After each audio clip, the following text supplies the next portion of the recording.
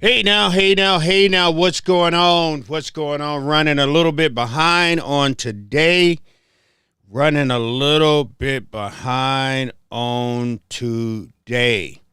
So apparently, the right wing have went out and found a video of Alex, the protester, and he was kicking the back of a car. And they're actually using this in an attempt to say this man should have been murdered. This is some sick, crazy work. I'm watching the video. Somebody just sent this to me of a video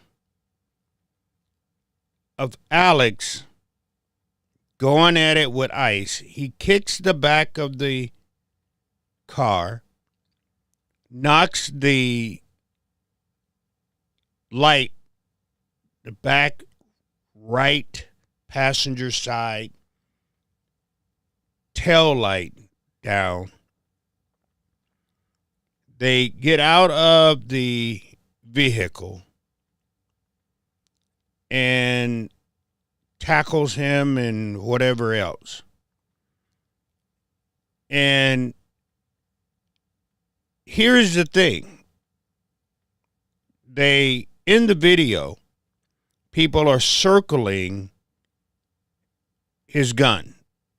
That his jacket came up and they could see his gun. And this is what the right wants to use to justify the killing of this man.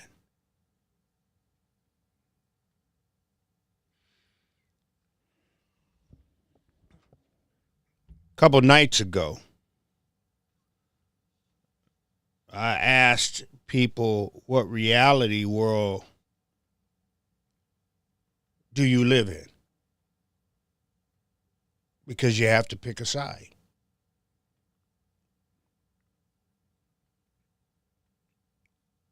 And if you're on the right side, red, Republican,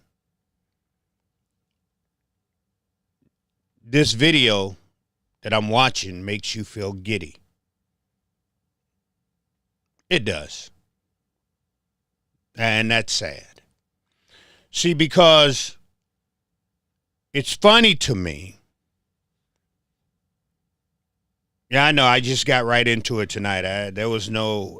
Usually I give people a chance to get on this, to get on the app. But here's a group of people, the Republicans, who swears by the Constitution.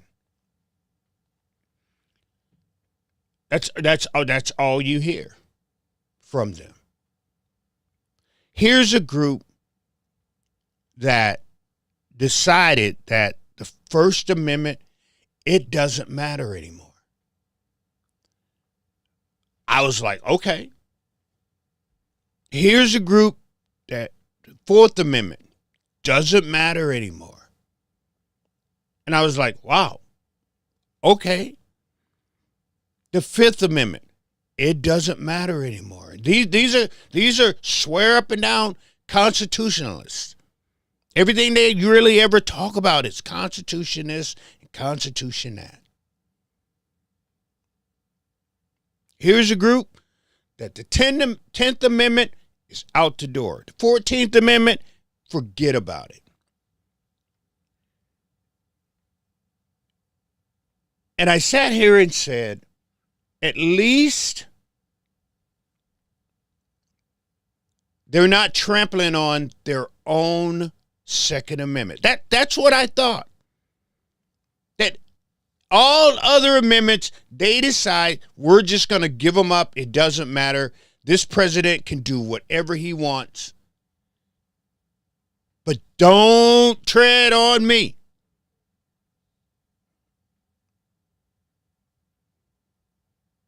There's no way in the world they would play with the Second Amendment.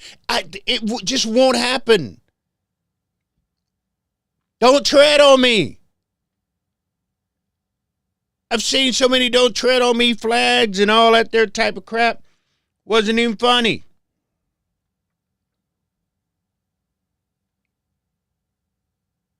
And lo and behold, they gave up the Second Amendment. This is crazy work, people. To twist yourself into this type of knot. That the Second Amendment doesn't mean a damn thing anymore. No, it don't. It don't. The very people who told us that we should have firearms. Why? Because of a tyrannical government. That's what you said. That was in your reality. You lived in that. It doesn't matter if someone walked into a school and shot 20 kids under the age of 10 years old. You said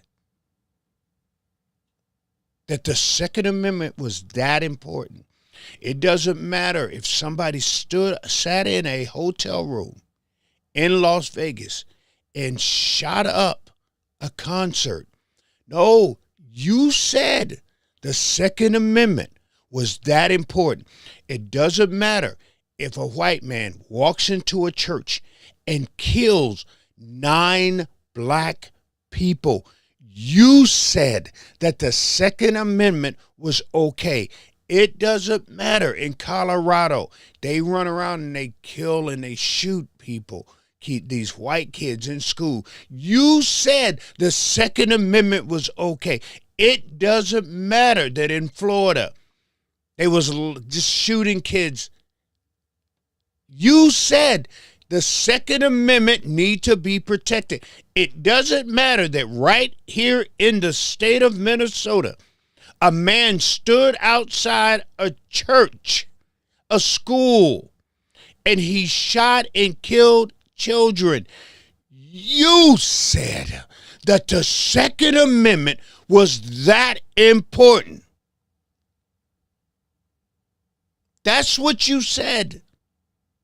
You said, don't tread on me. You said we have to be ready for a tyrannical government. And the minute you feel that you have to stand on the backs of somebody, you gave up. Donald Trump said, that's what he said. Nobody should have. You shouldn't be walking around, going nowhere with guns. That's what he said. And y'all coward. Y'all cowards. After all the deaths, killings, and shootings, and parents having to bury their kids, that's what it took.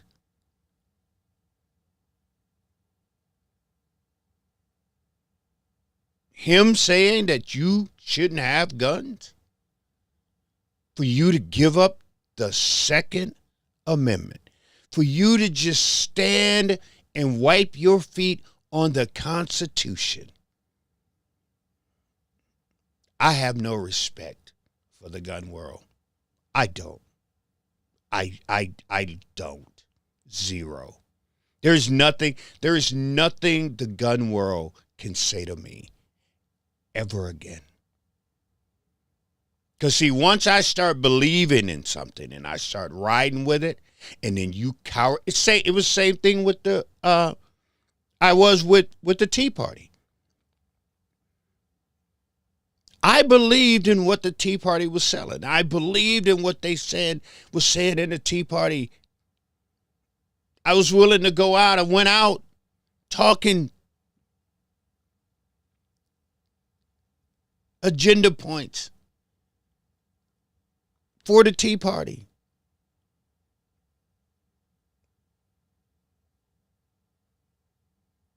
Oh, yeah, I was all of that, man. I was into it, all of it. Fell right into it, believed everything they had to say.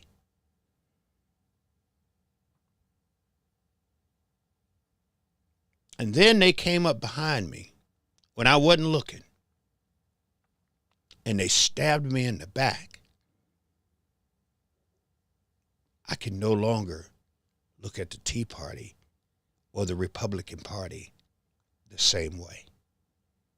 But I thought there's no way in the world that they could change up the Second Amendment. No way.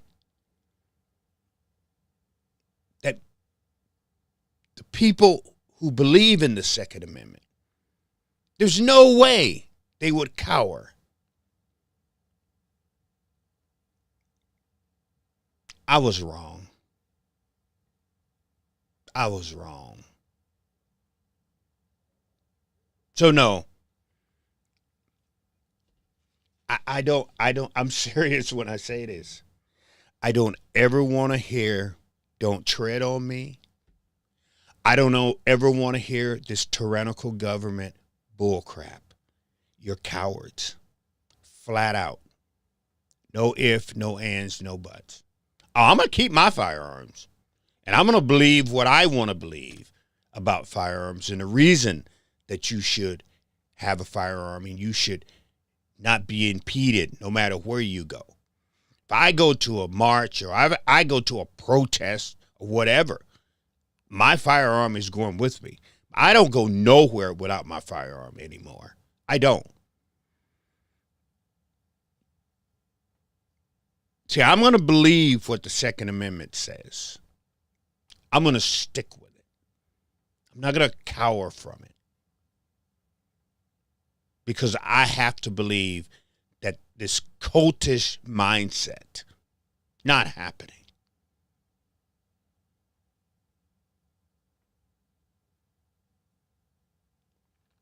But to try to take a video that you didn't even know was out there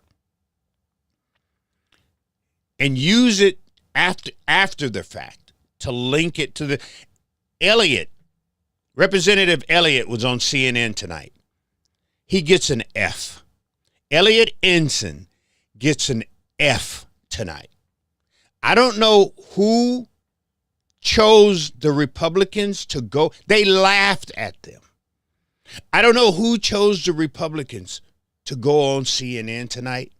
But again, you guys are failures. You're failures. Failures.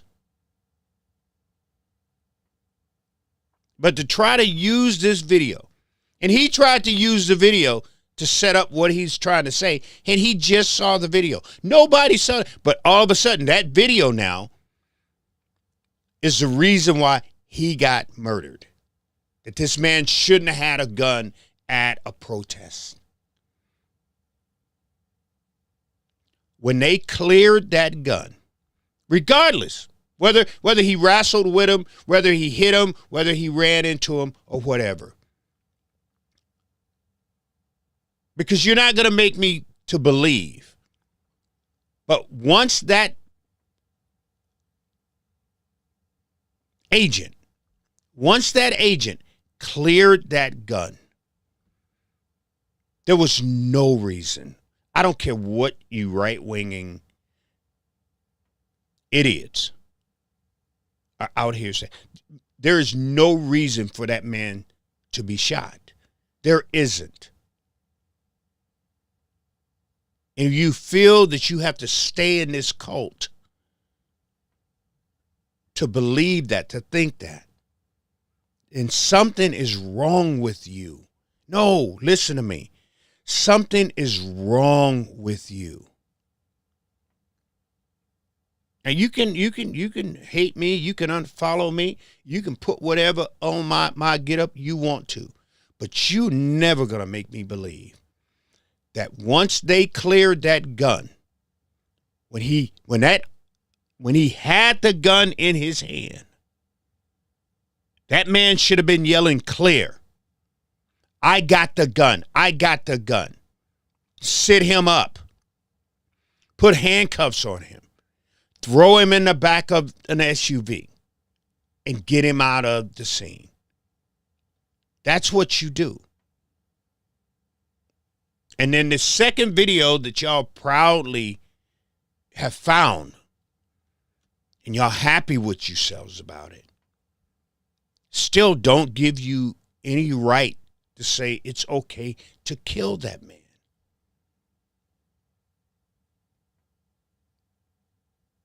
It just don't, man. I don't. You can say what you want. You can live in that cultish reality dream world that you're walking around in. That's cool. But I'm just saying. That's not right, man. That's just not right. It isn't. It isn't. Now,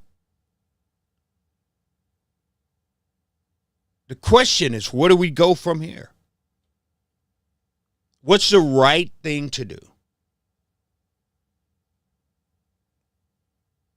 Because that guy the people who shot him, they're not going to jail.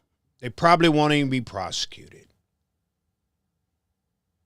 They probably won't even be brought up on charges.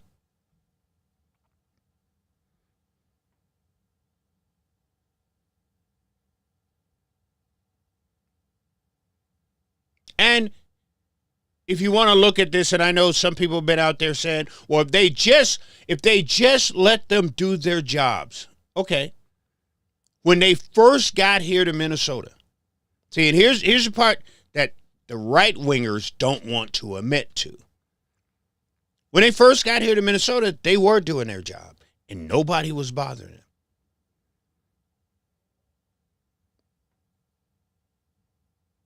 That's not what people are protesting.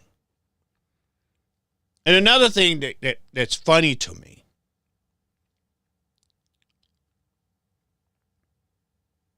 is this whole nonsense, and that's what I call it. Yeah, you know what? Protests are planned. That's it for people who have never been to a protest, for someone who has never put a protest together. That's how a protest starts. They plan. Dr. King went to Memphis, Tennessee, because there was a planned protest. Do people get money for this? Sure they do. Them nicely made signs, just like the nicely made signs that they had in Washington.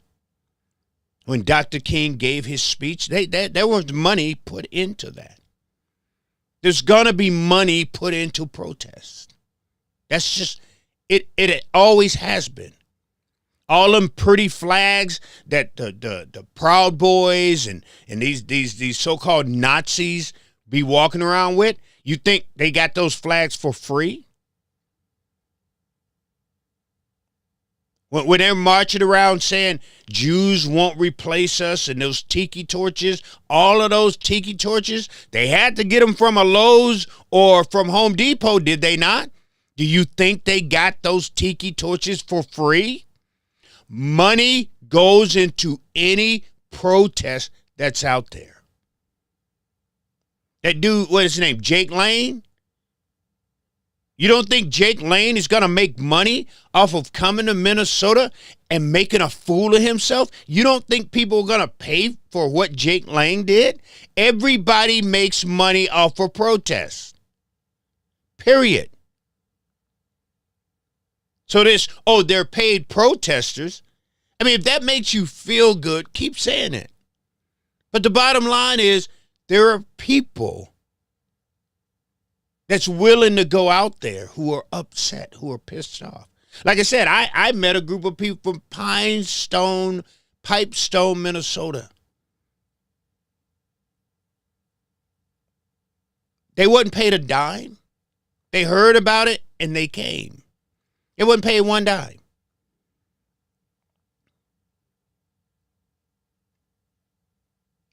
But the right have to say that. They have to say that to make themselves feel good. No, these people are out here because they're pissed. They're watching something that they said, just like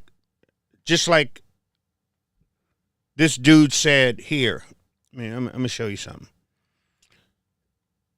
They're watching something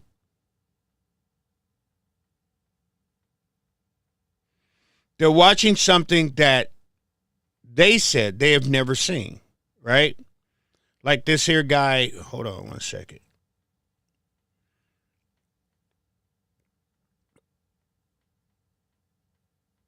So this guy, this Matt Van School, right? So Matt says this is footage from the emergency anti-ICE protest in Asheville, North Carolina. He said, I could not find a single person of color protesting here, not one.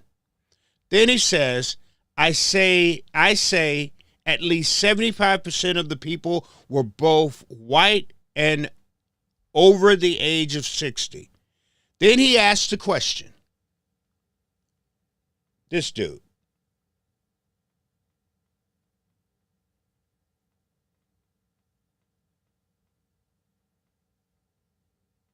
He asked the question. He said, why is it mostly old white people at these things? That was a question that this guy right here asked.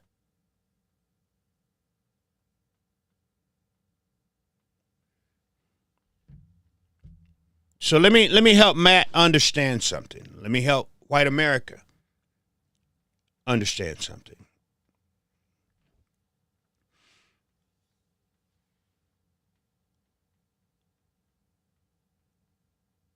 America is changing, and I know you guys don't like that, and you don't, because you're having a hard time. It's just like when there's thousands of white Americans who died because they wanted to make sure that they could keep people who look like me. Correct? That's history. We all know it. It happened. And they carried this flag called the Confederate flag. And they went to war. They was willing to die to keep people who look like me. They was willing to give up their life. And they did. And some of them did. And as we move through these United States, there were other white people. White woman went down to Birmingham, Mississippi, during all the hell that was happening down there. She was driving black folks back and forth. And don't y'all know white folks shot and killed this white woman for helping black people? Well, Matt, the day is here now that some of these old white people who grew up during that time have realized that nothing has changed. Matt, these old white people who you talk about here, like you said it here, you said, and over the age of 60, these old white people you said are over the age of 60, Matt, has come to the conclusion that they have to get back out in the streets. They have to make a difference in order to make a change here in these United States. Matt, you may want things to stay the same. And I've got a feeling you like that. We got this dude here. His name is John Justice. He's a radio personality, a big mouth loser. If he could have it the way you want it, Matt, he would be more than happy, Matt, to keep it the same way. But Matt, see, these white folks that you talk about here want change. All the way in Asheville, North Carolina, they're out in the streets, Matt, saying it's time to change. There's white people here in Minnesota don't want to change. They're Republicans.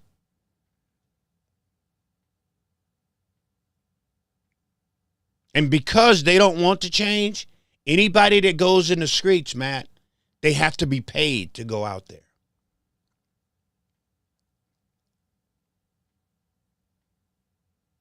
They can't just want to go out there from their hearts. See, the Republicans here don't understand it because they don't have a damn heart. So they wouldn't understand old white people, Matt, going out and fighting for justice. They wouldn't understand that, Matt, just like you don't understand it. You don't, because you said, why is it mostly old white people at these things?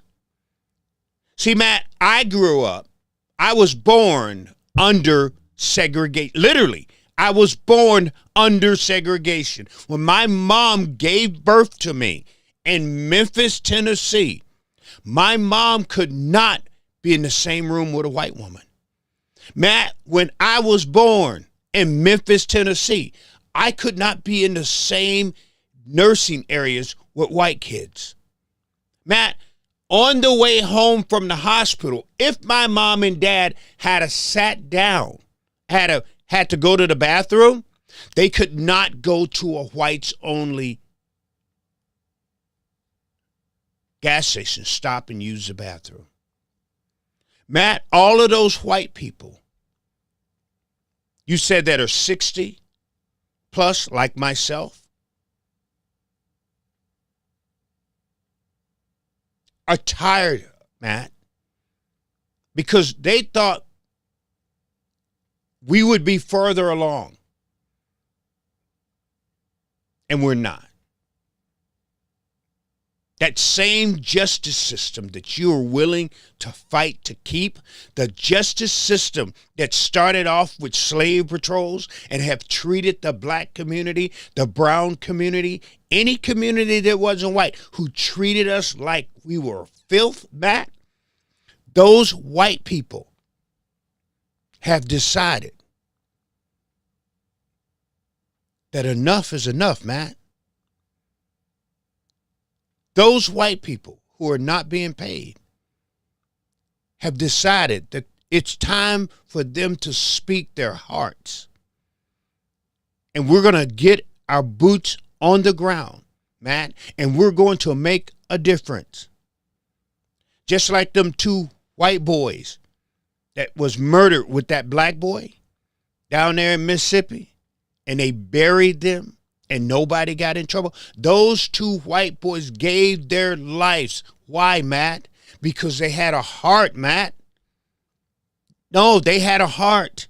They realized that this system was so bad to a certain group of people. I'm willing to give my life for that. The white people who sat at the lunch counters and got coffee dumped on themselves, got beat in the head, got pushed in the head, got knocked down at a lunch counter because black people, only thing they wanted was a plate of fries, Matt. See, you wouldn't understand that, Matt. Because if we was to go back and they gave you the choice, Matt, would you rather fight to keep the slaves, or would you rather fight to free the slaves? You and John Justice, Matt, would have went over there and fought to keep me in chains. You would have fought to make sure that if I got out of hand, that my master could beat me to the white meat shown, Matt. And John Justice would probably be the overseer hitting me with the whip. I guarantee it. I guarantee it. He would have. He would have. And if that's how you feel, Matt, it's okay. But what I'm telling you, it's okay, bro. Because believe me, there's a lot of people in the state of Minnesota that could go down south and fit in just fine.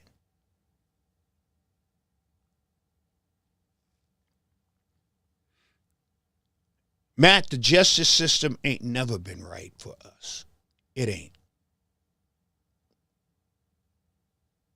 From the water hoses that they use to the dogs that they sicked on us to the unfairness in right here, Matt, in the state of Minnesota. I don't know where you're from. Right here in the state of Minnesota, they hung black men up in this place called Duluth, Minnesota. And then they turned around and started teaching people to say Minnesota nice, Matt. Yes, they did. But to your face, Matt, they said Minnesota nice. But behind my back, Matt, they said we don't like niggas like that. We wish niggas like that would get out of our state. Matt, they had sundown towns. This is north. I'm as far north in the United States as I could get. But they had sundown towns in the state of Minnesota. They had, look, Matt, what I want you to do is I want you to go and watch this Netflix thing. It's called the Jim Crow North. It shows you how bad white people treated black people in the state of Minnesota.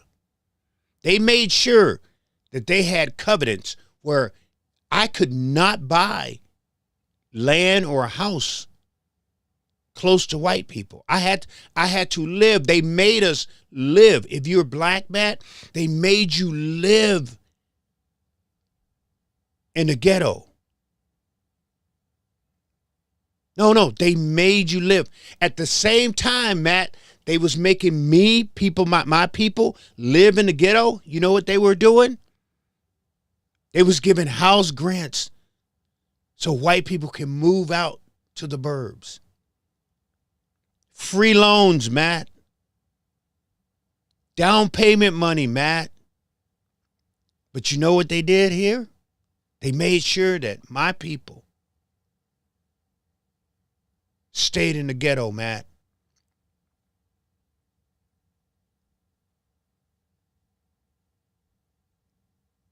And them white folks that you are upset at, Matt, and them white folks that came down from Pipestone, Minnesota, that these cowards are saying was paid to come that far. I don't think a dollar drove them, Matt. I think compassion. I think what God told us all to do, to take care of the poor, to fight for the oppressed, Matt. I don't know if you're a Christian or not, but a lot of Republicans swear up and down they're Christians. But for some reason, Matt, those words in that Bible, where it tells me to have compassion for someone who is less than I am, for some reason, Republicans completely forget about that. They forget about that. In the Bible, there's this story, Matt. It says that a priest saw this man get beat up. He was hurt on the side of the road. He passed him. He said a Levite saw this same man beat up, and he passed him. Left him laying on the side of the road, Matt. I've got a feeling that that priest and that Levite, Matt, are mega. because a citizen showed up. A God-fearing, compassionate, loving citizen showed up, Matt, and put that man on his donkey and took him to town and paid for him a room to get well, Matt. That's what my Bible tells me to do. I know, Matt, you probably ain't never been that deep in the Bible, but you swear by it. I know, Matt, a lot of people love to nitpick the Bible. I know, Matt. I get it.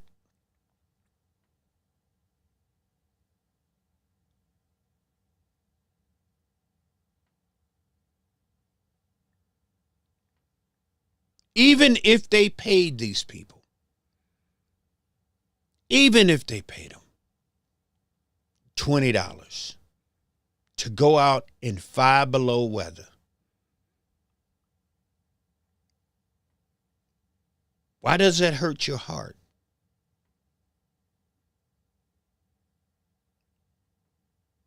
The Bible tells us that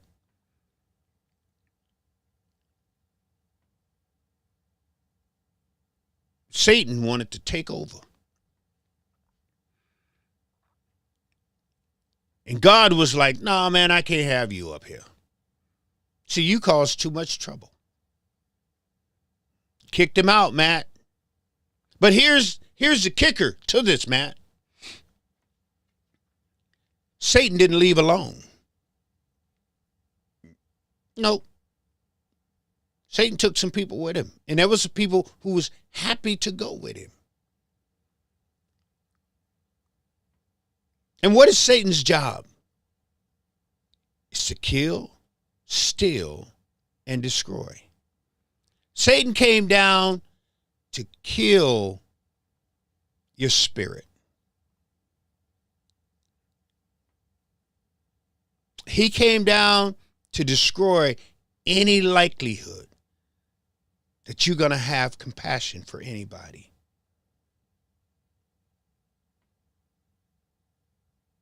And he came down to steal your soul. And once that happened, Matt, you don't have to care about your fellow man. You don't. And you can fake and act like you're about the Bible.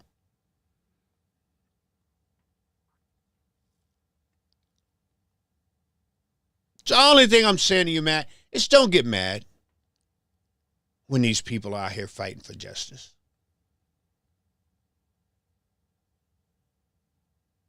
Because a lot of people who are 60 plus, Matt,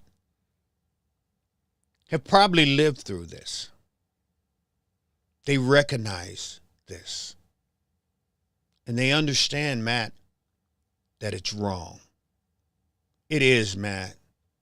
Whether you and the Republican Party and your MAGA foes want to sit back and say that, Matt, it's wrong. And I'm sad. I'm sad for you, bro. I'm sad that you don't see that. I'm sad that you don't have a compassionate heart. I'm sad that you don't believe that we should strike out for those who are oppressed, for those who are wronged, for the poor and the needy. I'm sad for anybody who has your type of mindset tonight.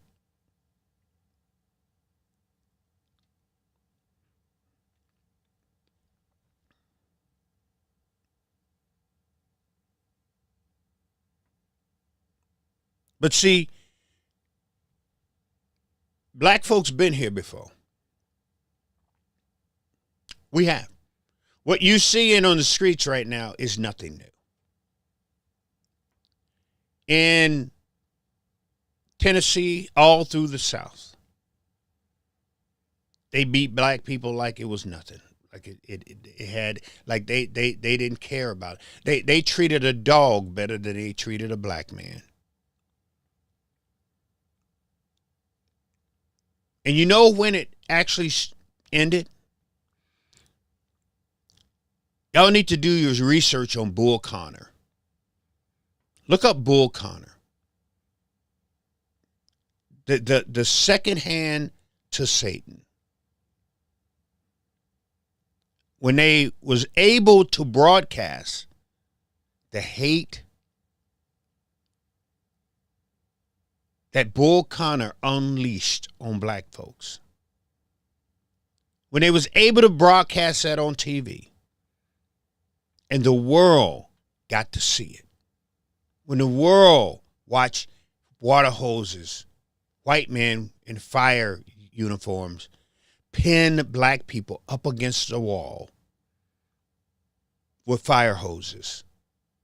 When they was knocking black folks up outside the head with bully batons. When the dogs was biting them and they sicked the dog. When white folks got to see that on TV, things start changing.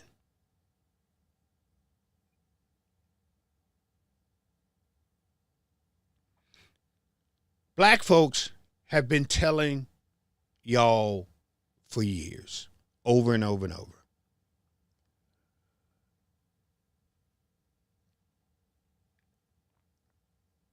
We before Rodney King, watch this. And this is for my good friend Mark.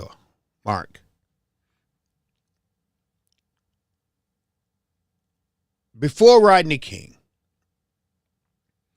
the Black Panthers were like, we're tired of the police brutality in our community. Correct? And they took up arms. And they policed their community. Not for robbers, not for people who steal. They policed the community because the police was worse than anything that was in their community. Correct? But Ronald Reagan and the Republicans and the NRA decided to come up with a bill to take those firearms. The only time that the NRA was like, we can't have guns. We can't have, oh no. Negroes walking around with guns? No, buddy. We got to do something about this. And they were willing, and white folks, white men who believe in the Second Amendment, was willing to drop the Second Amendment in order to make sure black men are not walking the streets with firearms. That's a true story. They was willing to co-opt the very thing that they swore up and down gave them the rights to own firearms. Why? Because black men had guns.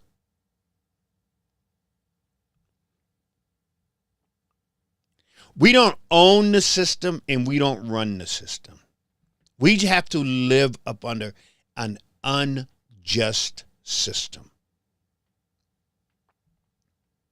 That's a true story, people. Y'all know it. You may not care.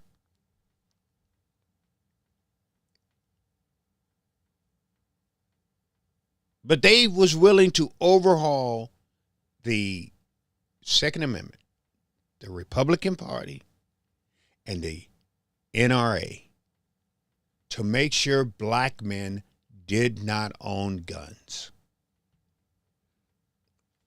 38 Special, or the Saturday Night Special, a cheap handgun, outlawed that. Because it was cheap and black people were buying it by the tons. I even come to the modern day. There's a reason these guns cost what they cost. Because they know a lot of black people don't have $1,100 for a gun. So they outprice these guns. They price them in the thousands of dollars. No, they do. These guns don't have to and shouldn't cost as much as they do.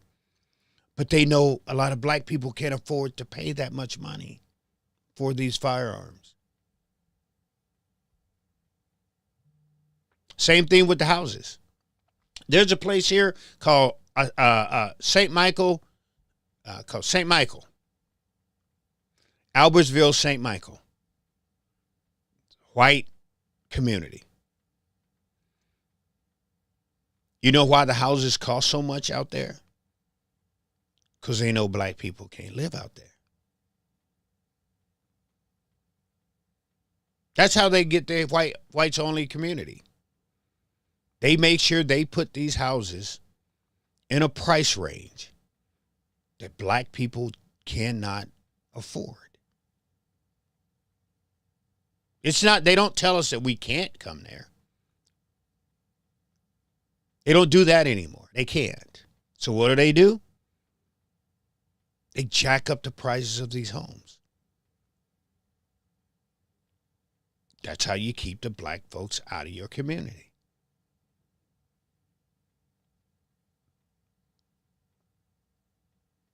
But we screamed and yelled. Oh my God, police brutality. We screamed and yelled, the system is broken. We screamed and yelled every time we go to court. Boom, we in jail. We screamed and yelled in the 80s. How is all of this cocaine?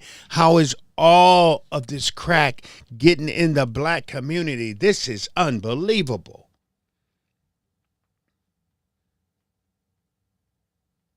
Because it's always funny to me, even black folks, who talk about the Joe Biden 94 crime bill. If you take the Joe Biden 94 crime bill and you put it up next to the 83, 84 Ronald Reagan crime bill, it's almost the same. But we don't talk about the 83, 84 crime bill that Ronald Reagan literally poured drugs into the black community. Got it completely infected. Hooked on drugs like you wouldn't believe.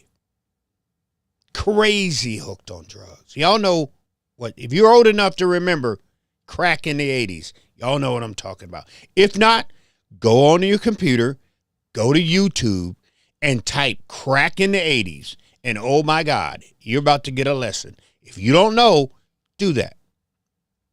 So he floods the black community with drugs like no other. He had Nancy Reagan at the front door of the White House telling everybody, say no to drugs. And at the same time, he's in the back with Oliver North, literally selling drugs in the black community and giving that money to people, the Contras over here. He literally said, this group of people don't mean crap to me. I have no compassion and I have no love for these Negroes. And then when he was done literally taking money out of the black community that we did not have, when he was done with that, he said, now what I do? Ronald Reagan and the Republican Party put together a crime bill not to help. Hold on. I forgot. Before he put all of the drugs into the black community, Ronald Reagan and the Republican Party shut down all of the hospitals, all of the facilities where you can go get help if you're a drug addict. All the NGOs that would help people get off drugs. So all of these black folks that was on heroin, on crack, on whatever else they was on. Literally had to go through it. New Jack City. Thank you very much. That's enough. Go watch New Jack City. New Jack City. Another thing. Look up this guy. His name is Freeway Ricky Ross. Look this guy up. His name is Freeway Ricky Ross. Look him up. Also, look up the guy Webb who wrote that book. If y'all don't believe me, I'm giving you places you can go and you can look this stuff up for yourself. So he closes down all of the facilities where black folks can go get help. And what did he do? They put together one of the most massive crime bills in 83 and 84. And that put so many black men, women, teenagers, grandma, aunts, uncles in prison. Unprecedented. That happened. He didn't offer help. Remember the opioid situation? Oh, yeah, there was all types of help for white folks when they was going in the Appalachian Mountains in West Virginia and Ohio and all that. There was all types of help. There was no help for black people. You know what Ronald Reagan did to help them? You can have the same amount of cocaine as you have in crack.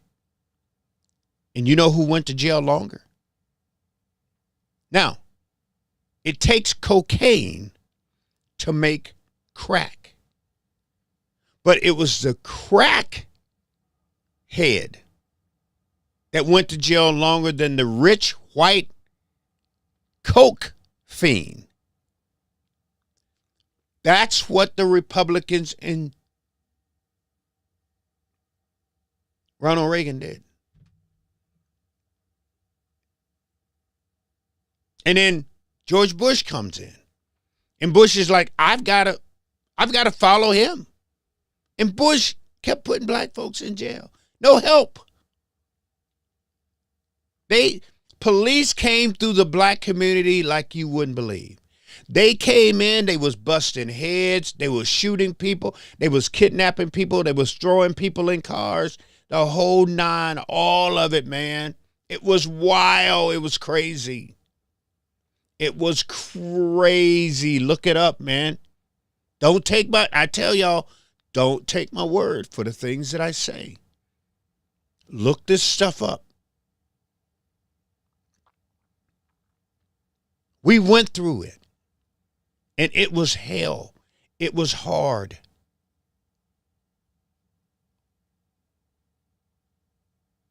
And y'all said it didn't happen.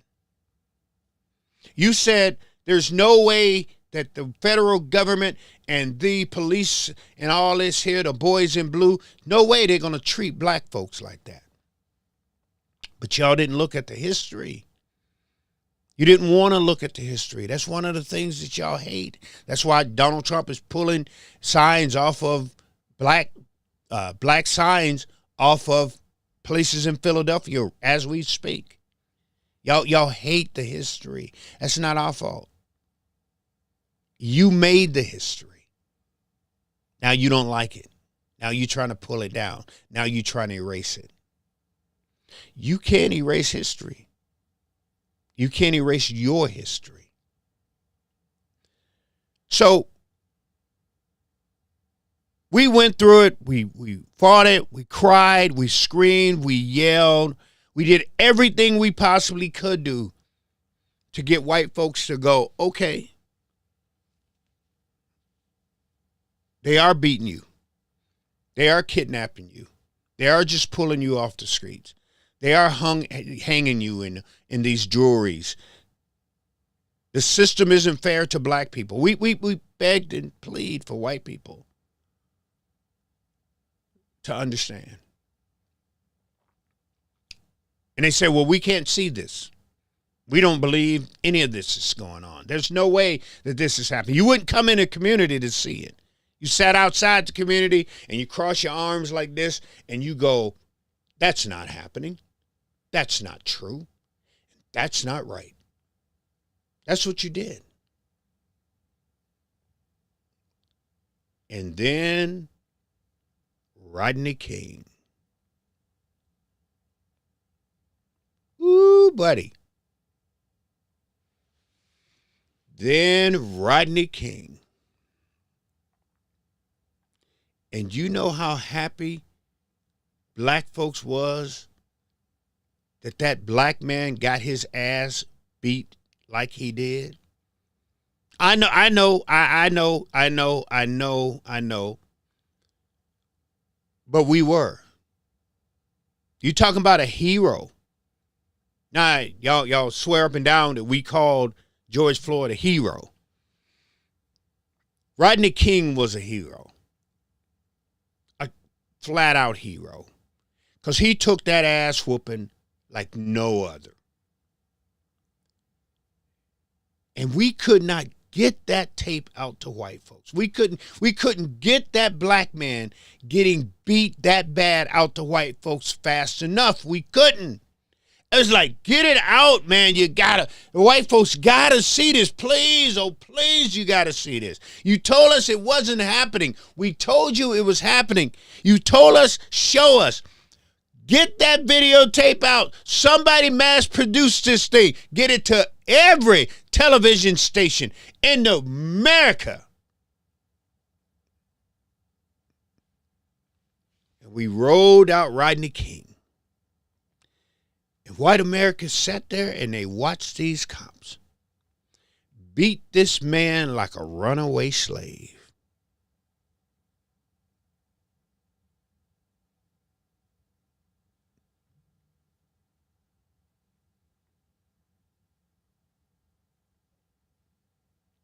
And then white America said, screw you.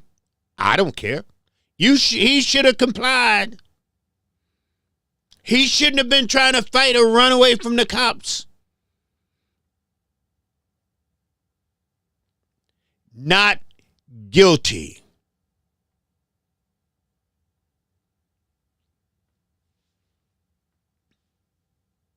That's what happened. That's a fact. And black folks were pissed.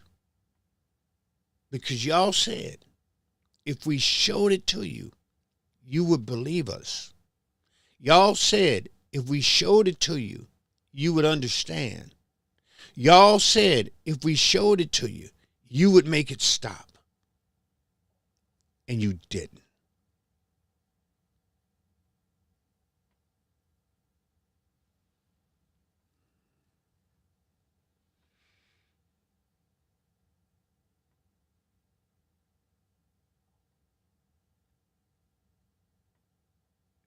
Y'all didn't even get mad when a police officer approached someone.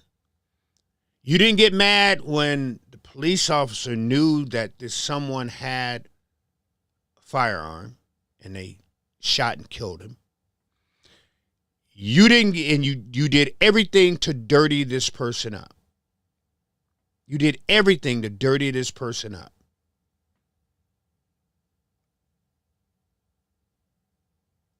And I know some of you sit there and go, well, Rev, Alex, I wasn't talking about Alex. I was talking about Philando Castile.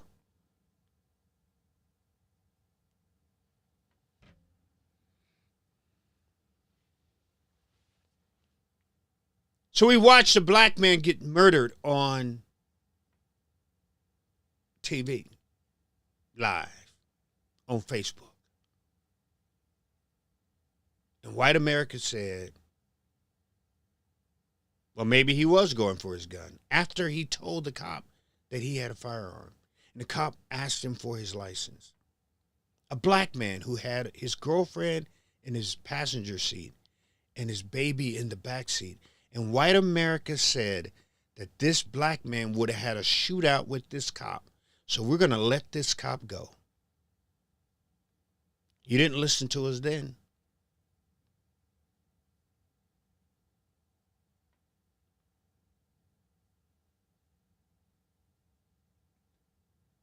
And y'all let him go. He got off. And white America and black America was like, what in the hell do we have to do?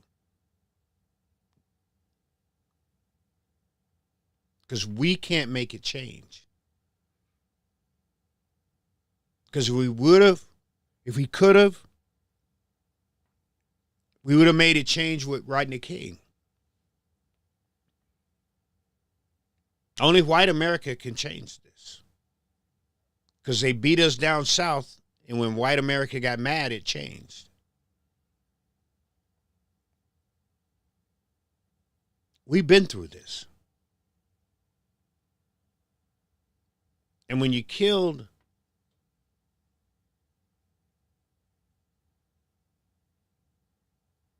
George Floyd, white America was like, whoa, okay, let's at least say something.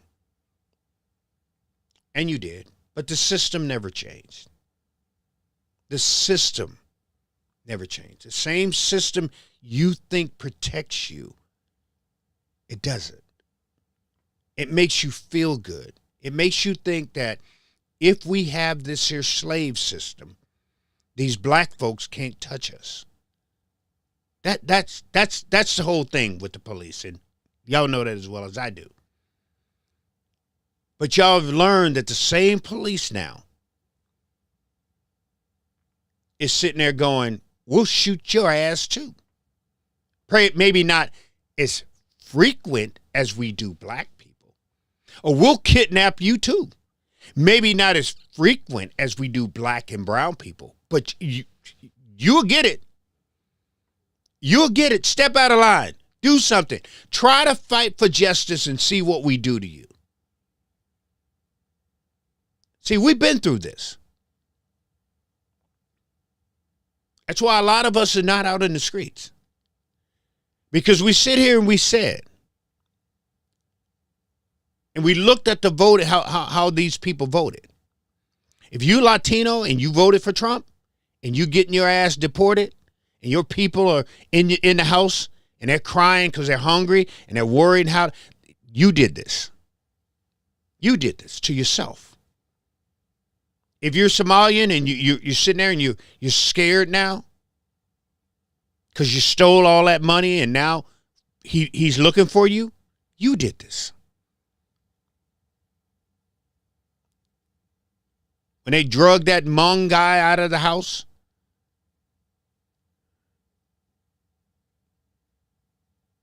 that whole Hmong group over there for MAGA, y'all know who I'm talking about. You did this.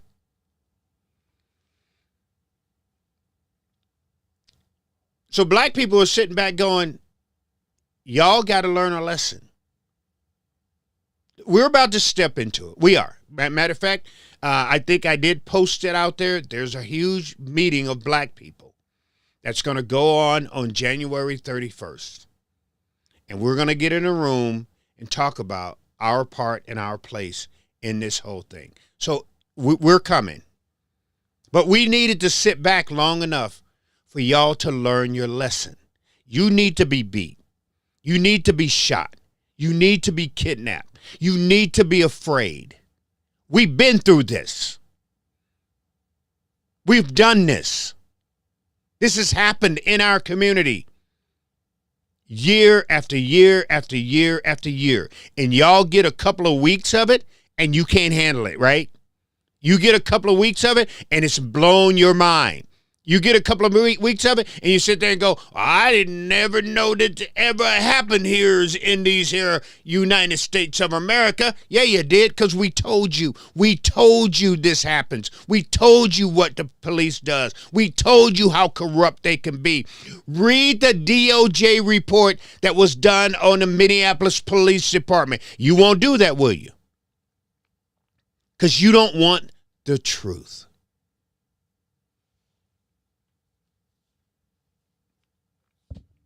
Remember Monday night, we said this wasn't podcast.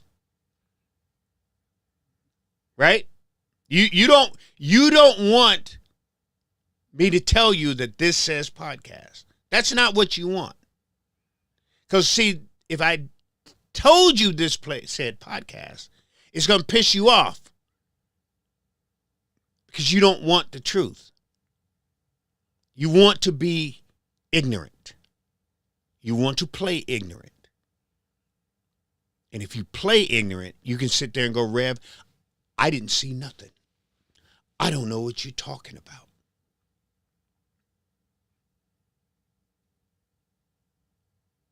In my universe, Philando Castile had a machete and a machine gun, automatic, and he was going to shoot both of those cops at the same time.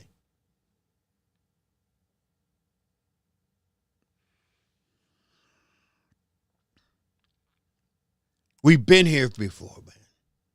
Black people have been here before. So we know what they're going through. We know how things are happening. I had a meeting with the mayor. And he says to me, Rev, I need your help. Because these people won't open their door. They don't trust me. Then I had another meeting with a Mexican pastor.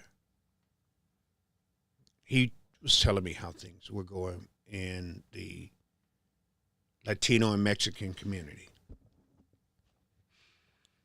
And he says that the children, which is true, read what the Bible says about children.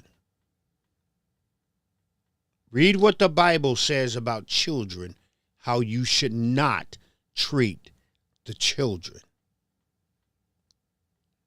He says children are hungry, can't get food to them fast enough, and the whole nine. So like I said, I'm not going to march.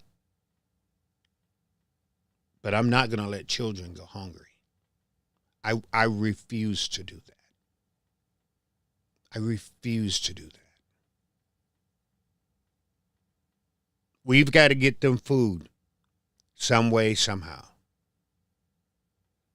Because what you guys don't understand, the ones who, still don't believe how bad the government can be, the tyrannical government. As long as they're not treading on you, everything's fine. But there are people here who are good people. They don't deserve to go through what they're going through.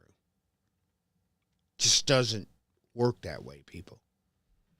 And I know that's what we want, but it doesn't work that way. So we're getting food to these people. And we're making sure that these kids get fed.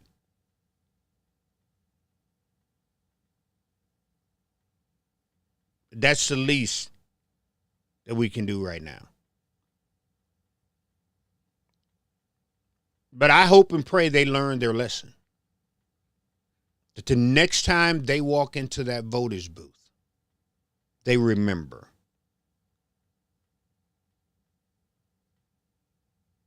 They don't make the same mistake as they made before. Because they did it to themselves. Because we warned you. We warned everybody.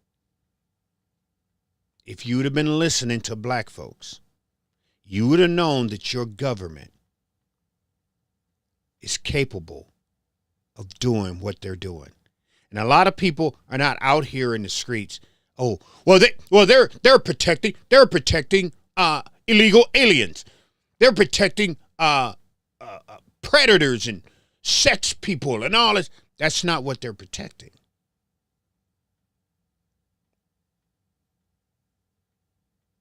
Some of them are out marching for the Constitution, the same Constitution that y'all said you live by.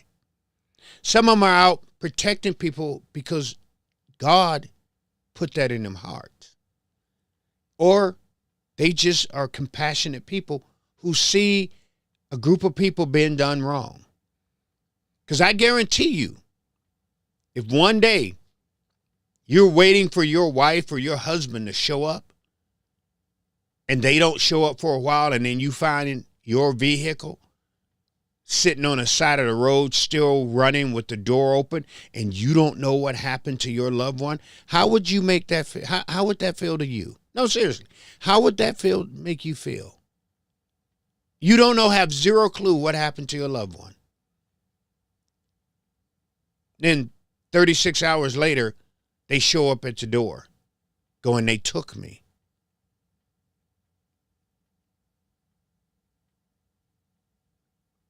And I don't think a lot of people understand that.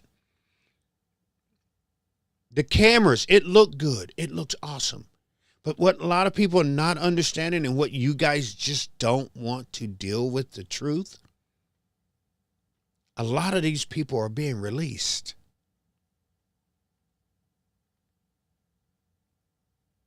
A lot of these people, because they're finding out they're getting the wrong people. Now, if Trump comes here and Trump says, open up the jails, I want everybody in here who has done something that wasn't supposed to do and shouldn't be in this country, see ya. Take them. Ain't nobody has, I don't think anybody has said that. Nobody would be pissed off.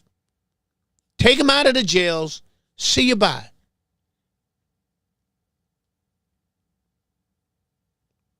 But this woman wrote 20 years ago, this woman wrote a $12 check that bounced.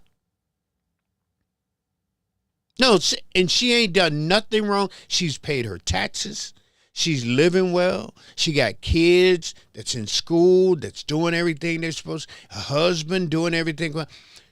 Are y'all seriously going to say to me, are you going to sit there tonight and say to me that 20 years ago, we should kick this lady out of the United States for a $12 check 20 years ago? Is that what I'm supposed to believe, that we have people here in Minnesota or people here in the United States that has that type of heart, that this woman ain't never been in trouble again, ain't never been wrong? You're going to tell me that she bounced a $12 check? Half the people that's on this damn thing listening to me has bounced a check, and you know you have. You know you have. Should you be put in jail? Shipped out to some place that you ain't been in since you was 3 years old? Think about that for a second, people. This is what we're dealing with. That's what's going on. Now, y'all can believe, especially you people who sit behind your computer and you don't go and do nothing. You don't try to find out real information. You ain't on the ground to hear the things that's going on.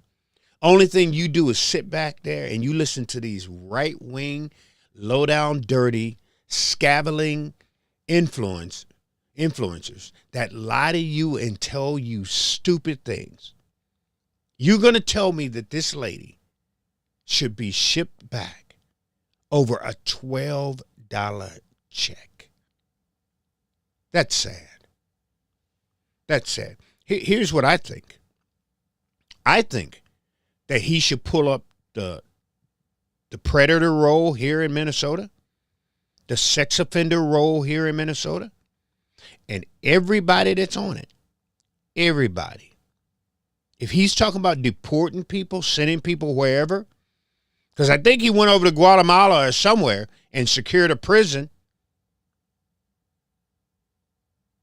I would love for him to just gather up all, but he won't do that because we know who would be leading in that category. Correct? Come on now. You can get mad at me if you want to. I know you always get pissed when I make a true statement. The reason we can't round up all of these sex predators and ship them out of here.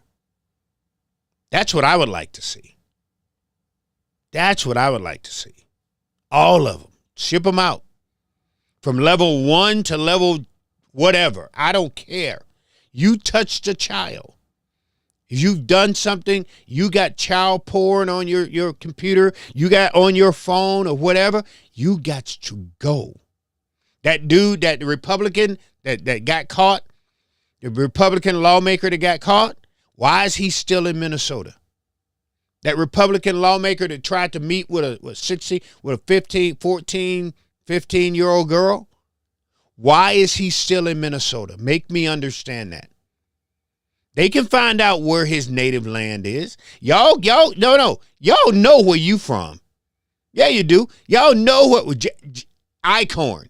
Y'all know where Icorn is from. Why is he still in Minnesota? Why? He shouldn't be. He should be out of here. Why can't we ship people like that out of here? Why? That's the part I don't understand. If y'all want the bad of the bad, the worst of the worst, if you're going to go meet a child to have sex with, I consider that be the worst of the worst. Anybody who is on a sex list, you should have your dick cut off. Period. Seriously. Cut it off. If you don't want it cut off, then we'll ship you out of here. Fair is fair to me. Fair is fair to me. Because the Bible tells us to wrap a millstone around your neck. So you got a choice. You get 3 choices. We can put a millstone around your neck and throw you in the sea. We can chop it off, or we can send you to another area. If we're gonna be Bible, I say wrap the millstone. Put it around the neck. But we've been through this already, people. Black folks see this. I see this. The only difference is, like I said, we just have a bunch of white people out screaming and yelling, saying, stop hurting the Negroes.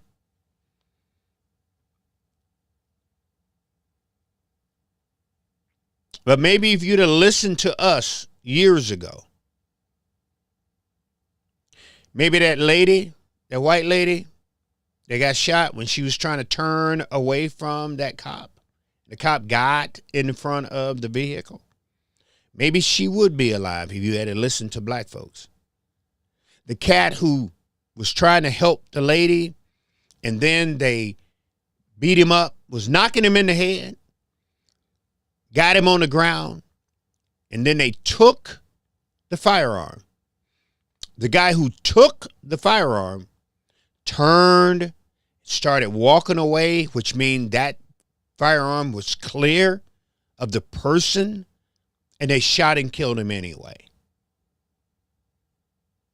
Maybe if y'all had listened to black folks a long time ago, then white folks may not be dead. But we've been through this, Mark.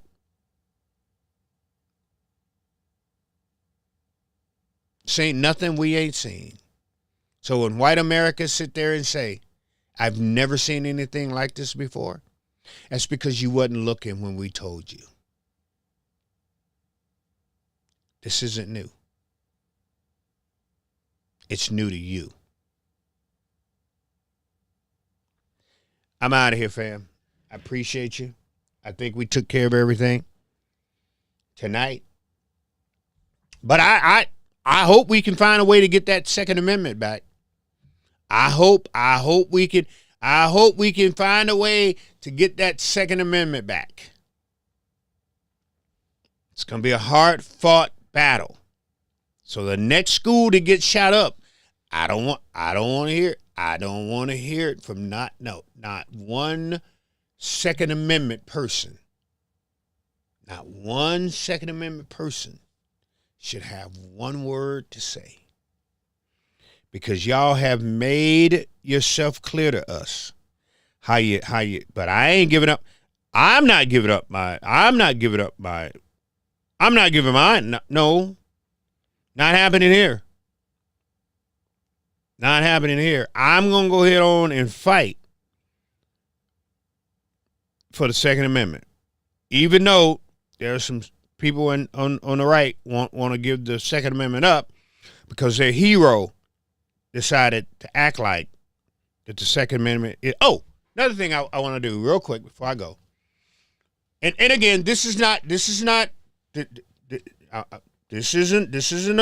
knock on anybody.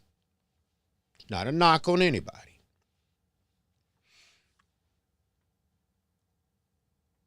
One of the things that people always say on Twitter, especially when they're talking about Ilhan Omar, and even what's that dude? Elon Musk.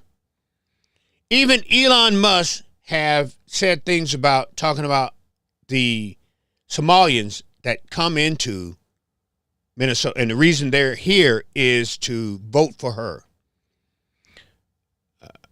So last night, I think it was last night, right?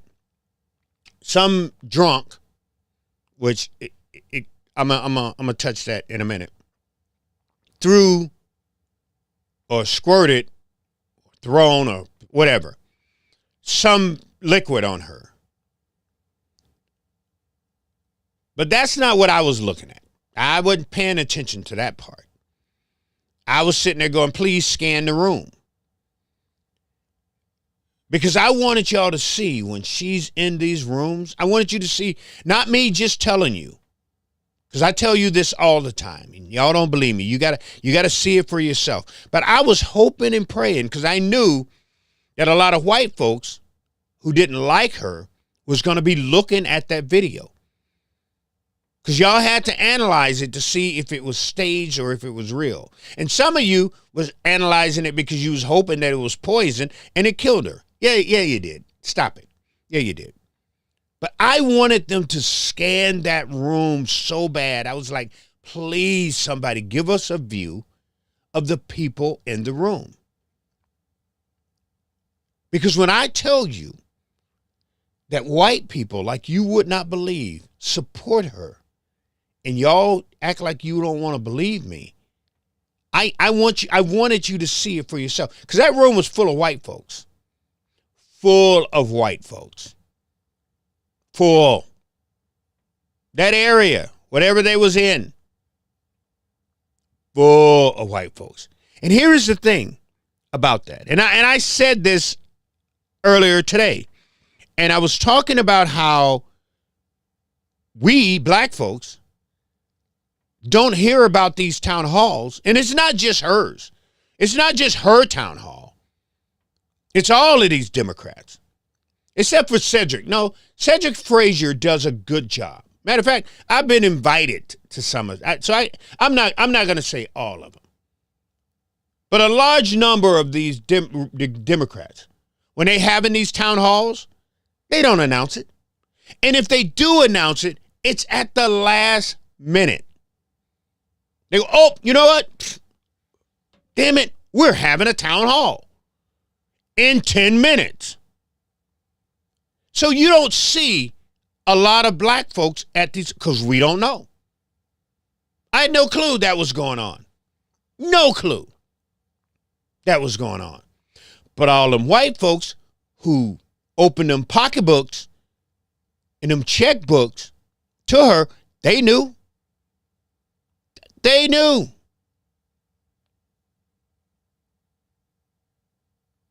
Them Jewish people out of St. Louis Park, they was there. They knew. But as black folks who got 2 dimes maybe to rub together, we don't get invited. We don't hear about it. They don't tell us about it. Just like that little thing that went on with her. This drunk man somehow, no clue, was able to find out that she was having a town hall. This drunk man, clearly, as the camera views that they gave us, You can tell something is wrong with this dude. But here is the thing that gets me, right? When I have been to a couple of these Democrat get-ups, I know the seating chart somewhat. The most important people to them sit in the front. Those chairs, they will move you. They will move you if you got in front. So knowing that, to me, I'm sitting here going, thinking to myself, how in the hell did this man, of all seats, he got an aisle seat, front row, first seat. How in the hell did that happen? You pretty much have to be the first one in the door to get that seat.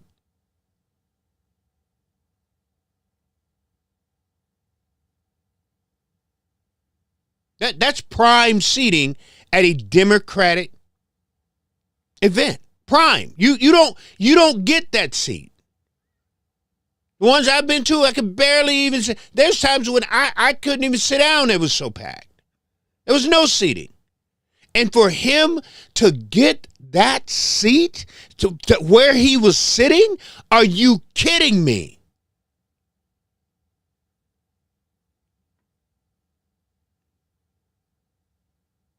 The next one they have, I've been, you know what I spent the day doing? Going through every Democrat's account. Every Democrat I know. I'm looking to see when they're having town halls. What are you announcing on Facebook? What are you announcing on your accounts? I want to find out. Because the next one I go to, I'm going to get there. I'm serious. If it's at 7 o'clock, I will be there at 6:30. I want to try to get that very seat at a Democrat town hall. That seat, I got to get there early. So between 6:30, between 6:15 and 6:30, I will be at the door waiting to get in because I want to try to get that seat that guy got. I bet it won't happen. I bet you money that no matter how, I probably could sleep in the venue the night before. Set up the seats for them. Reserved for Reverend Christopher. And they will probably make me move for somebody more important than me to sit on that corner. But I'm going to try it. I'm going to give it everything I got. The next time I see a Democrats having some type of event, I'm going to get there early, and that seat, that prime seat, I'm going to try to sit in it. I'm going to see what happens. But I can guarantee you it's not. I can guarantee. So for that dude to get that seat, I want to know, forget what they sprayed, he sprayed on her. Y'all should, what did he spray? I want to know how did he got that seat.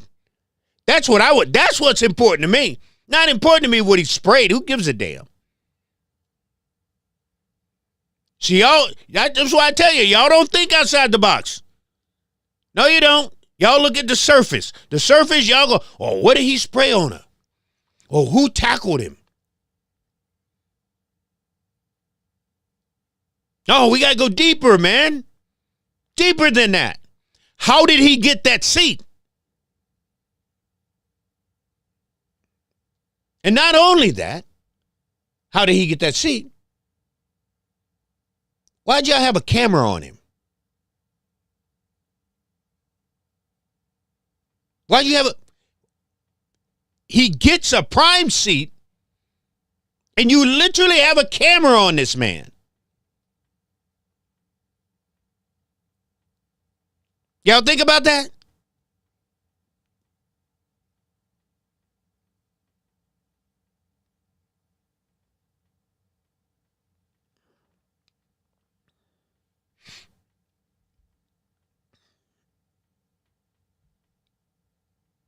If you ever been to the rallies, I mean, if you ever been to these Democrat get-ups, because they check now. It's hard to get that prime seat there. So I need to know, how did he get that seat? And if you want to throw in why you had a camera on him almost the whole time, y'all can throw that in there. But I need to know how he got that seat. That's all I want. That's all I'm asking. And can I get on the website for the next Democratic town hall? Is there anything I can do to get on the next mailing list, email list, Facebook check, poke, or whatever? Because y'all know y'all don't tell nobody, especially black folks. Especially black folks, y'all don't have in your town halls. Let me back up. I'm sorry. When you need photos, I completely forgot. When you need the photo ops, somehow, some way, you find your select black folks. And those are the black folks that you invite to your get up. So you got to make sure I got a nice number of black folks. So when we taking these pictures, other black folks be like, now look at that. That's our party. That we'll make sure that black folks are seen in the party. Now, Republicans, you ain't seeing no black folks. They ain't taking no pictures because they ain't got no black folks to take pictures with. That's why the Democrats like to take pictures with us. So they can go, you see the comparison?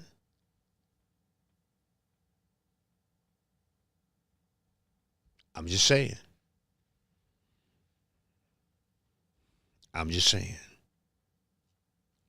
But anyway, folks,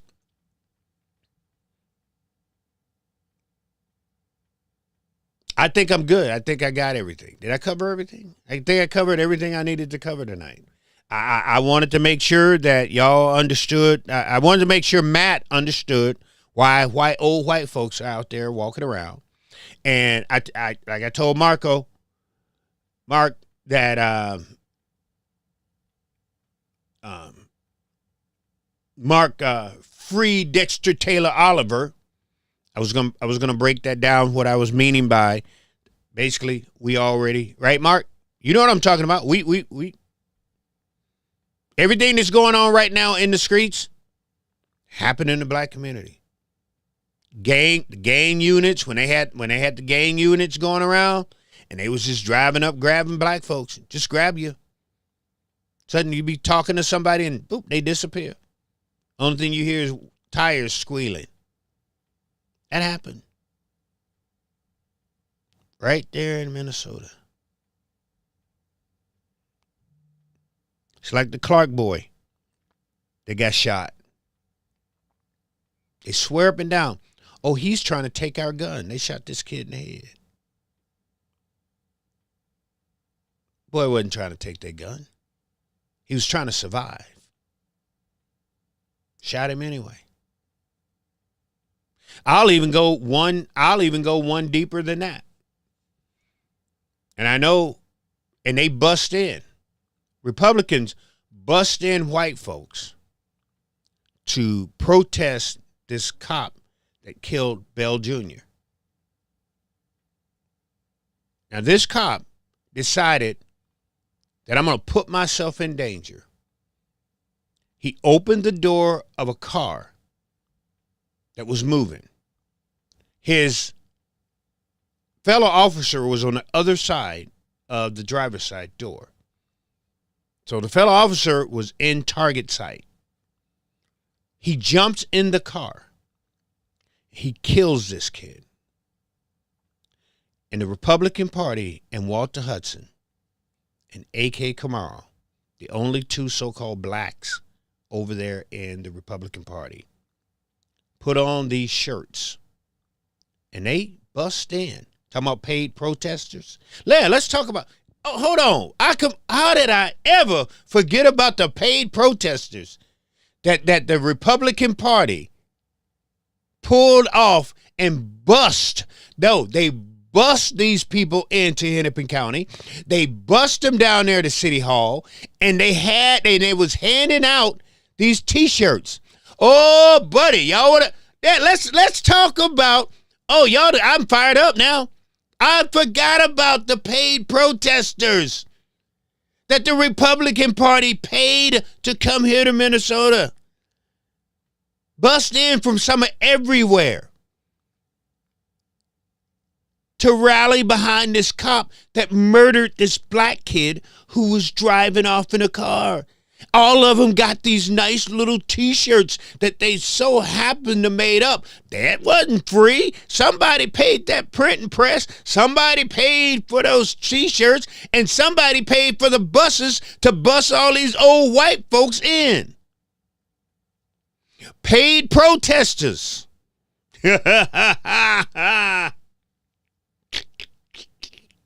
Yeah. Paid protesters. Y'all paid them. Same thing with Nick Shirley, whatever his name. Lisa knows she paid that kid to come here. She pulled him out of Dearborn, Michigan. Let's talk about people getting paid here. Why don't we? Y'all pulled that cat out of Dearborn, Michigan. He was over there starting trouble. He was over there making trouble, harassing people. And the Republican Party pulled Nick Shirley right here, brought him right here to Minnesota. And look at where we're at. Nick Shirley and the Republican Party did this. That's who did it. They paid it. So we're going to talk about paid protesters. Okay.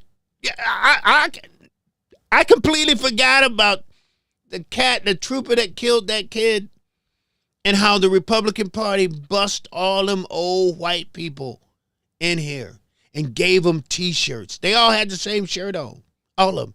They gave T-shirts out. Yeah, they did. That happened right here. Paid protesters. They paid white folks to come in here and support this cop that murdered a kid who was driving off. They paid him. Paid them big time. I wonder if they got their checks before they got on the bus or after they. Or did they just take them to Cracker Barrel and buy them a dinner? He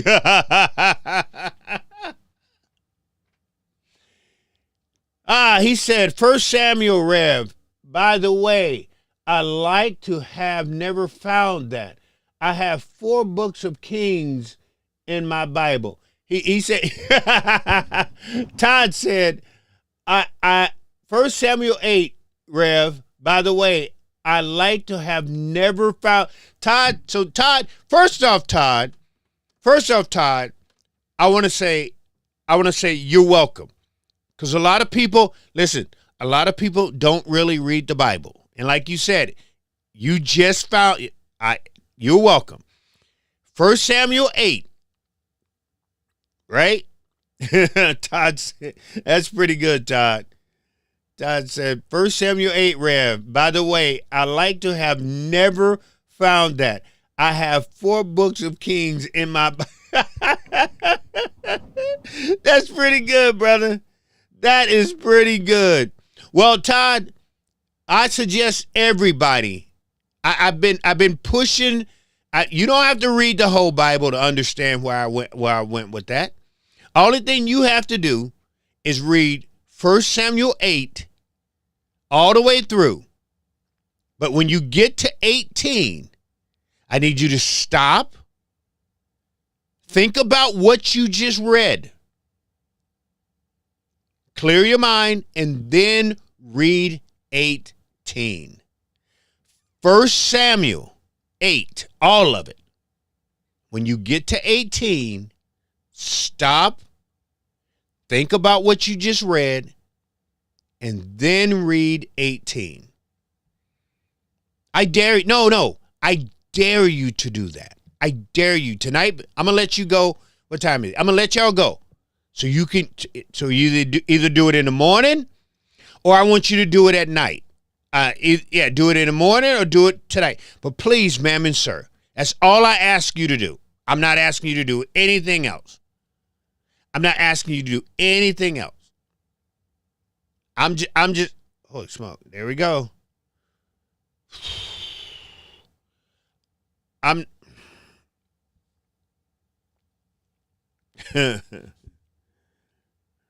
Y'all get to see what happens when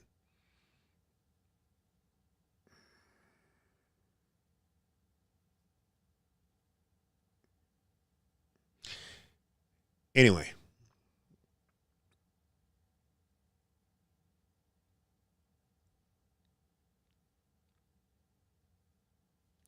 Yeah, I gotta go. So, please, ma'am and sir, read 1 Samuel 8. I got to talk to Todd. But y'all have a good night. I appreciate each and every one of you. If I messed up or I said something wrong or something you didn't understand, only thing you have to do is hit me on the back channel. Hey, Rev, I got a question for you.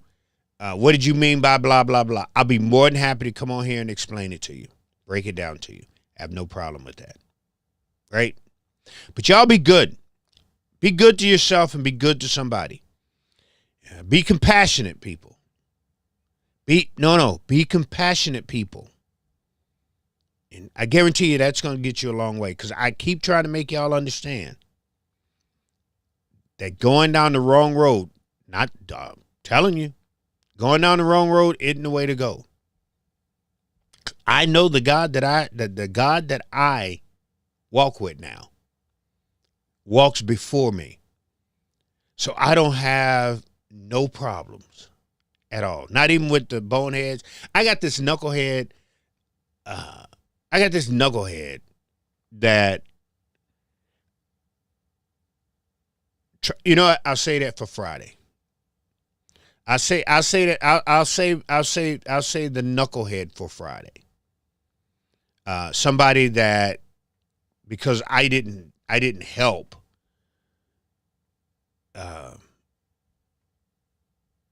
they decided that they wanted to, come at me. But there's a reason why I didn't help them. Trust me, you know who you should help and who you shouldn't help. I'm just saying. There are people out there. There are people out there that you shouldn't help. I'm just saying. Trust me when I say that. And I'll explain that to you on Friday. But I got to get out of here, people. I appreciate each and every one of you like I always do. I thank you so much for coming and hanging out with me and give me somebody to run off at the mouth to. And hopefully explain things to you so you can see things. I'm not trying to change your mind. But I'm just saying, see things in a total different light. Because it took me a long time, really, to understand and to see the things different than what I see. I see things on the right, and I see things on the left. I do. I just don't believe anymore a lot of the things that the right gives me and a lot of things that the left gives me. Because I've been lied to about the things on the right, and I've been lied to about the things on the left. And what the things in the Bible says about the left don't line up. And there's things in the Bible that about the right, it don't line up. So where do that leaves me? On the outs with the right and on the outs with the left. That's all I'm saying. I'm not trying to get you not to like your red hat. I never said that. You never hear me say that. I'm not trying to get you not to like your blue hat. I never say that. But I am saying, people, there is clarity. There is clarity. No, seriously, there is. I'm telling you. I've been on both. I've been on both sides, man. So you can't tell me that one side is better than the other. You cannot tell me that. I've done that. I've drank that Kool-Aid, and it's bitter. It's bitter when it was blue, and it's bitter when it was red. It's bitter. Now, am I sitting here saying that it's sweet in the middle? No, I didn't say that. Didn't say that. But at least I'm clear enough to be able to say, if I want to deal with people on the blue, or if I want to deal with people on the right and on the in the red, I'm clear enough. And I know if I go over there and deal with them, I got a clear head, and I'm not going to fall for the bull crap. I'm not going to fall for it.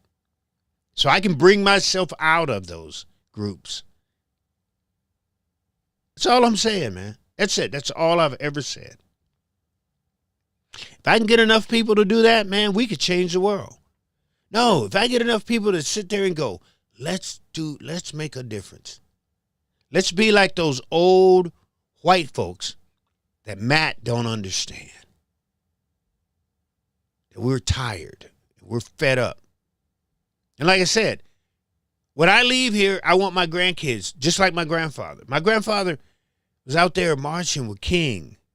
He was out there in the streets trying to make a difference, saying, if that white man gets $5 for picking up that garbage can, and I pick up the same garbage can for $1, is that fair?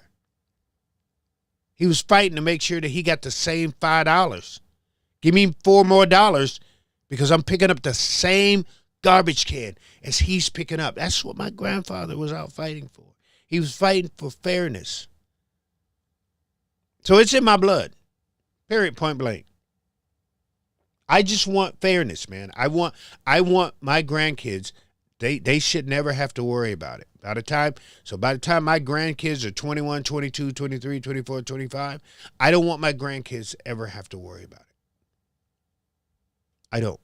And I don't see anything wrong with that, for me to fight for my grandkids. And you never know, something about that fighting for my grandkids is going to help I guarantee you, probably help your grandkid. And the thing that I love, one of the things, I said I was going to get off of this thing, right? One of the things I loved growing up on Camp Lejeune, North Carolina, a military base. I loved growing up. Because honestly, man, when growing up on that base, I understand when I hear white people say, we see no color.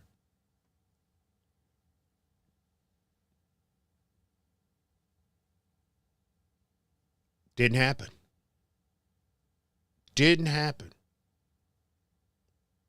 I mean, this is 79, 80, 81, 82, 83, 84, 85. I mean,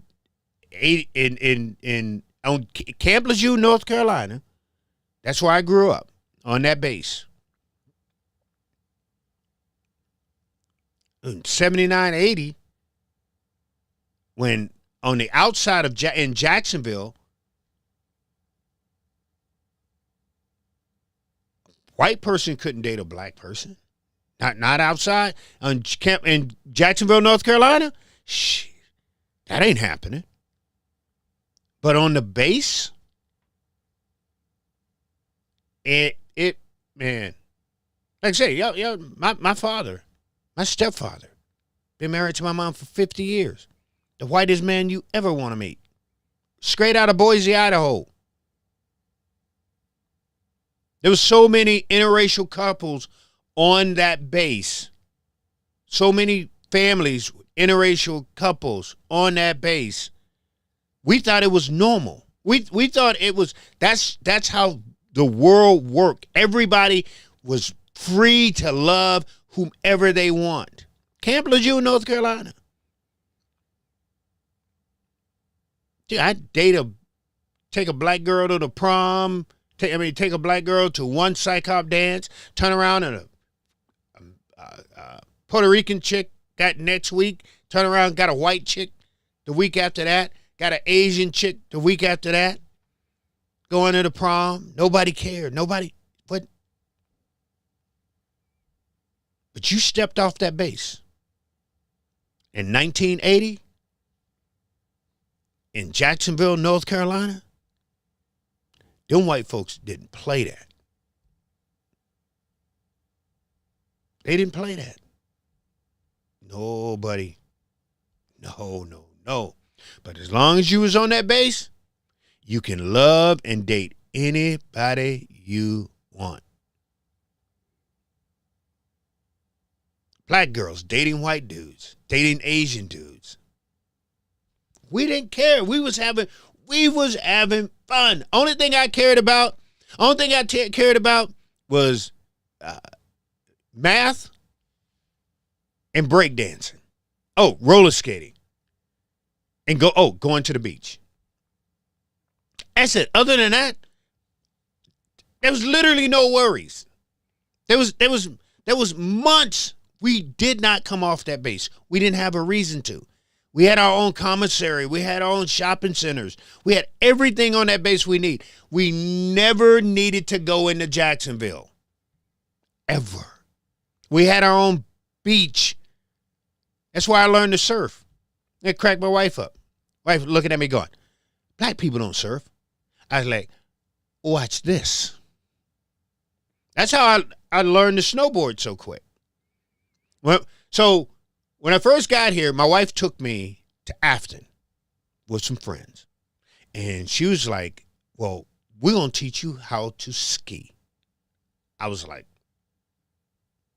okay. I seen it on TV. It looks pretty cool. Only thing, you stand up and you take these two poles and you do this here and you're skiing. Yeah. I had those skis on for about an hour. I took this little lesson. And it didn't work. It did not work. I was cursing. I was throwing skis. I was throwing ski poles. I was pissed. Take me home right now. This is white folks stuff. Black folks ain't supposed to be out here doing this. And matter of fact, I don't see no black folks but myself out here doing this. Why you got me out here? Then this dude comes cruising by me on this snowboard. And I looked and I go, why didn't you tell me about that? And she goes, I didn't know anything about that. I go into the chalet. True story. My wife would tell you the same story. I got no reason to lie to you. I taught my boys how to snowboard. I go into the chalet. I said, I need one of those boards and everything that goes with it because I cannot do this. By the time we left Afton out that afternoon, they couldn't keep up with me. I'm not kidding. And from that point, I went and bought my own board, got my own step-ins, and it's been history from that point on. Taught both of my boys how to snowboard. We went up to Afton Alps about 5 years ago. No, we went up to Spirit Mountain. So we went up to Spirit Mountain. You know how you can get the chalet that you can just ski right off of and everything. Me and my boys are coming down, and I'm not kidding. True story. Me and my boys are coming down the hill and everybody in this here, in this line, literally was just stopped and was watching us come down. Because I'm sure they're sitting there going, I ain't never seen this from black folks. But we tore that hill up. We tore that hill up coming down there because we knew what was going on. And we was laughing about it. So when we got down there, everybody was looking at us and all this here type of stuff like, y'all supposed to be here? Wait a minute. This isn't for you. Y'all shouldn't be able to know how to do that. Jeez. Anyway.